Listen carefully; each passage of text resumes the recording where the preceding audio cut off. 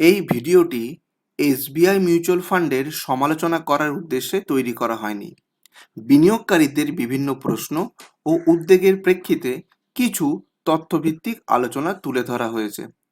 আমার বক্তব্যের উদ্দেশ্য শুধুমাত্র সচেতনতা বৃদ্ধি, কোনো প্রতিষ্ঠান বা ফান্ডকে ছোট করা নয়।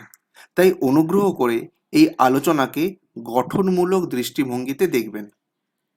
আমরা সবাই জানি মিউচুয়াল ফান্ডে বিনিয়োগ বাজারের ঝুঁকির অধীন। তবে এসবিআই মিউচুয়াল ফান্ড ভারতের অন্যতম বৃহত্তম এবং সবচেয়ে বিশ্বস্ত ফান্ড হাউস হওয়ায় সাধারণ বিনিয়োগকারীদের প্রত্যাশাও স্বাভাবিকভাবে অনেক বেশি থাকে। উচ্চ আয়ের বিনিয়োগকারী বা হাই নেটওয়ার্থ ইন্ডিভিজুয়ালের থেকে শুরু করে গ্রামের স্বল্প আয়ের বা প্রান্তিক মানুষ পর্যন্ত অনেকেই এসবিআই মিউচুয়াল ফান্ডকে আস্থা ও বিশ্বাসের প্রতীক হিসেবে দেখে থাকেন। দীর্ঘদিনের ব্র্যান্ড ভ্যালু, বিস্তৃত উপস্থিতি এবং এসবিআই নামের প্রতি মানুষের বিশ্বাসের কারণে লক্ষ লক্ষ বিনিয়োগকারী তাদের কষ্টার্জিত অর্থ এই প্রতিষ্ঠানের হাতে তুলে দেন। তাই এসবিআই মিউচুয়াল ফান্ডের প্রতি মানুষের আশা, প্রত্যাশা এবং ভরসা অন্যান্য অনেক ফান্ড হাউসের তুলনায় স্বাভাবিকভাবেই অনেক বেশি। বিনিয়োগকারীরা শুধু ভালো রিটার্নই নয়, বরং ধারাবাহিকতা, স্থিতিশীলতা এবং তাদের বিশ্বাসের মর্যাদা রক্ষার প্রত্যাশাও করে থাকেন।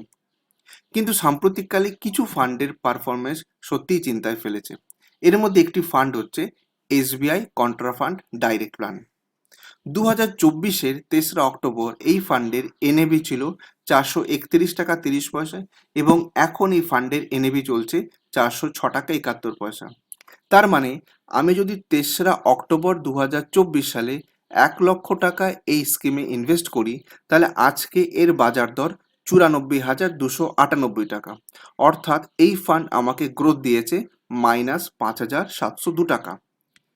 এবার আসুন আরেকটা ফান্ড নিয়ে আলোচনা করি। এটা হচ্ছে SBI small cap fund direct plan. 2024-এর 3রা অক্টোবর এই ফান্ডের এনএভি ছিল 211 টাকা 10 পয়সা। বর্তমানে এর এনএভি চলছে 196 টাকা 56 পয়সা। অর্থাৎ আমি যদি 3রা অক্টোবর 2024 সালে 1 লক্ষ টাকা ইনভেস্ট করে থাকি, তাহলে আজকে এর বাজার দর 93,112 টাকা। অর্থাৎ গ্রোথ হয়েছে -6,887 টাকা।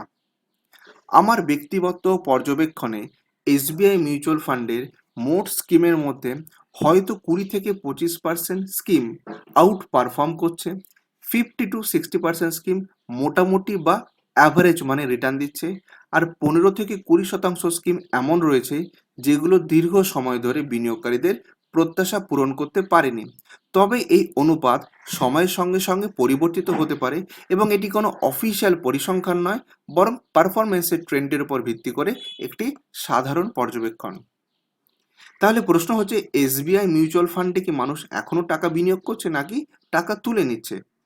31 মার্চ 2025 তারিখের পরিসংখ্যান বলছে এসবিআই মিউচুয়াল ফান্ডের অ্যাসেট আন্ডার ম্যানেজমেন্ট ছিল 10.67 লক্ষ কোটি, যেটা 2026 সালে বেড়ে দাঁড়িয়েছে 12.55 লক্ষ কোটি। অর্থাৎ বিগত 2 বছরে এসবিআই মিউচুয়াল ফান্ডে সাধারণ মানুষ এবং ইনভেস্টর অনেক বেশি পরিমাণে টাকা ইনভেস্ট করেছে। সুতরাং প্রশ্ন হচ্ছে যে এত কিছুর পরও কেন আমরা বলছি যে এসবিআই মিউচুয়াল ফান্ড কি সত্যি পিছিয়ে পড়ছে? আমার মতে এসবিআই মিউচুয়াল ফান্ড পিছিয়ে পড়ছে এমন মন্তব্য করাটা যেমন অতিরঞ্জিত হবে, তেমনি সব কিছু খুব ভালো চলছে বলাটাও বাস্তবসম্মত হবে না। সত্যিটা মাঝামাঝি কোথাও রয়েছে। এসবিআই মিউচুয়াল ফান্ডের কিছু দুর্বলতা বা উদ্বেগ রয়েছে। এর মধ্যে 5টি দুর্বলতা এই ফান্ড হাউসের নিজস্ব এবং একটি দুর্বলতা বাইরের। আসুন দেখে নিই কি কি দুর্বলতা বা উদ্বেগ রয়েছে। যেমন এই এসবিআই মিউচুয়াল ফান্ডের অনেকগুলো স্কিম রয়েছে যেগুলো ক্যাটাগরির শীর্ষে নেই, মানে টপ পারফর্মিং নয়। লার্জ ক্যাপ সেগমেন্টে যথেষ্ট চাপ রয়েছে। ফান্ডের সাইজ বা AUM কখনো কখনো বাধার সম্মুখীন হয়ে যায় এবং এসবিআই মিউচুয়াল ফান্ডের ক্ষেত্রেও তাই হয়েছে। বিনিয়োগকারীদের প্রত্যাশা অনেক বেশি এসবিআই মিউচুয়াল ফান্ডের, তাই এটাও একটা দুর্বলতা বা উদ্বেগের কারণ হয়ে দাঁড়িয়েছে। তার সঙ্গে শেষ যে বড় উদ্বেগের কারণ সেটি হচ্ছে কিছু থিমেটিক এবং সেক্টরাল ফান্ড হতাশ করেছে। তবে এই কারণগুলো ছাড়াও আরও একটি কারণ আছে, যেটি এসবিআই মিউচুয়াল ফান্ডের নিজস্ব কারণ নয়, বরং এটি বাইরে থেকে এসেছে, এবং সেটি হচ্ছে এখন বর্তমানে যে সমস্ত নতুন এবং ছোট ছোট ফান্ড হাউস রয়েছে, তাদের কিছু ফান্ডের সাম্প্রতিক অসাধারণ পারফরমেন্সও এসবিআই মিউচুয়াল ফান্ডের উপর দুর্বলতা বা উদ্বেগ সৃষ্টি করেছে। আমার দৃষ্টিতে এসবিআই মিউচুয়াল ফান্ডের ভবিষ্যৎ এখনও উজ্জ্বল, তবে আগের মতো শুধুমাত্র এসবিআই নামের উপর ভর করে এগিয়ে যাওয়া সম্ভব হবে না। বড় AUM, শক্তিশালী ডিস্ট্রিবিউশন এবং বিনিয়োগকারীদের আস্থা তাদের একটা বড় শক্তি, কিন্তু আগামী দিনে স্কিম ভিত্তিক পারফরমেন্স, ধারাবাহিক রিটার্ন এবং ফান্ড ম্যানেজমেন্টের দক্ষতাই তাদের প্রকৃত সাফল্য নির্ধারণ করবে। একজন মিউচুয়াল ফান্ড ডিস্ট্রিবিউটর হিসেবে আমার পরামর্শ হলো, কোনো ফান্ড হাউসের নাম দেখে নয়, বরং স্কিমের গুণগত মান দেখে বিনিয়োগ করুন। এসবিআই হোক বা অন্য কোনো এমসি হোক, নিয়মিত পারফরমেন্স, ঝুঁকি, ফান্ড ম্যানেজারের দক্ষতা এবং অবশ্যই আপনার আর্থিক লক্ষ্যকে গুরুত্ব দিন। তার সঙ্গে সঙ্গে দীর্ঘমেয়াদী দৃষ্টিভঙ্গি রাখুন এবং কখনোই আতঙ্কে সিদ্ধান্ত নেবেন না।